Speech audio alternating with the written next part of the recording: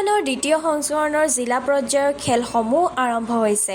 আজি তেজপুৰত শোণিতপুৰ জিলা পৰ্যায়ৰ খেল মহাৰণ আৰম্ভ হয়। এই প্ৰতিযোগিতাত প্ৰায় 1000ৰ অধিক প্ৰতিযোগীয়ে বিভিন্ন খেলত অংশগ্ৰহণ কৰিছে। শুভ উদ্বোধনী অনুষ্ঠানত কণ কণ শিশুৰ চমৎকাৰী প্ৰদৰ্শনে সকলোকে সন্মোহিত কৰে।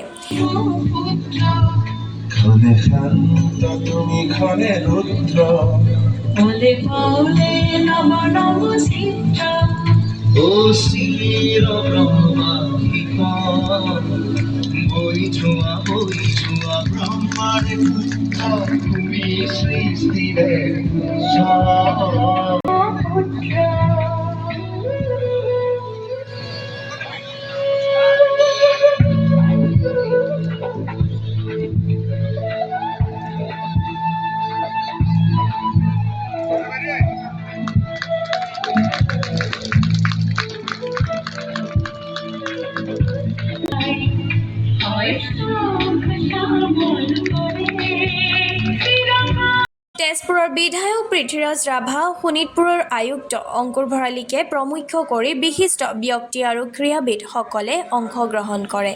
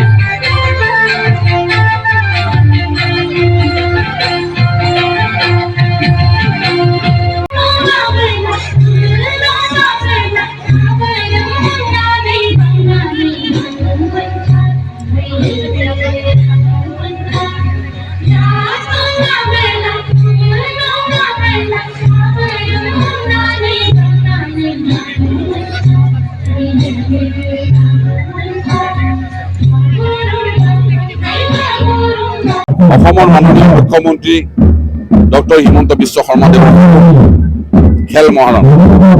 এই খেল মহাৰণৰ দ্বিতীয় সংস্কৰণ ইতিমধ্যে খেল মহাৰণৰ পঞ্চায়ত পৰ্যায় পৌৰসভা পৰ্যায়ৰ খেলসমূহ অনুষ্ঠিত হৈ গ'ল আৰু আহি এতিয়া জিলা পৰ্যায়ৰ খেলসমূহ আমি আৰম্ভ কৰিব ওলাইছোঁ। সমগ্ৰ অসমৰ লগতে শোণিতপুৰ জিলাৰ 5খন বিধানসভা সমষ্টিৰ খেলুৱৈসকলে ইয়াত উপস্থিত হৈছে।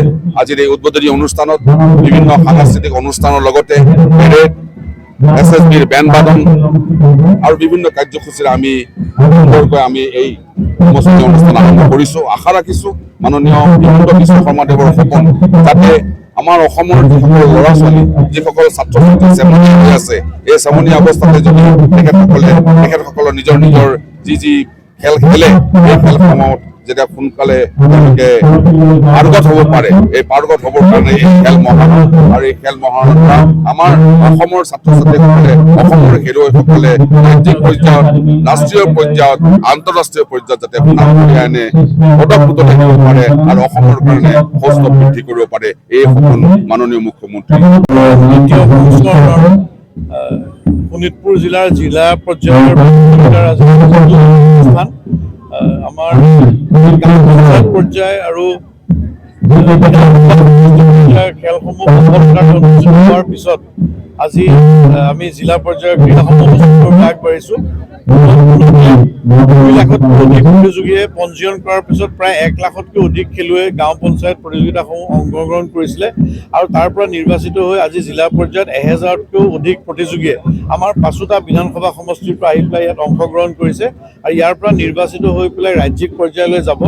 আমি আশা ৰাখিছোঁ যে ৰাজ্যিক পৰ্যায়ত সফল প্ৰদৰ্শন কৰি শোণিতপুৰ জিলালৈ কঢ়িয়াই আনিবলৈ সক্ষম হ'ব।